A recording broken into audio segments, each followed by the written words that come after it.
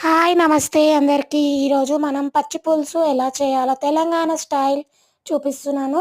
First సన్నగా cut చేసుకున్న onion, పచ్చిమిర్చి, ఉప్పు, కారం, కొద్దిగా చింతపండు నానబెట్టుకోవాలి వాటర్‌లో. అల్లం వెల్లుల్లి పేస్ట్, ధనియాల పొడి, జీలకర్ర పొడి వేసుకొని వాటర్ బాగా చింతపండు పులుసు ఎట్లా పిసుకుంటామో అట్లా పిసుకొని మంచిగా కలుపుకోవాలి. సాల్ట్ కరెక్ట్ అయిందా లేదా చెక్ చేసుకొని, చూసుకొని వేసుకోండి.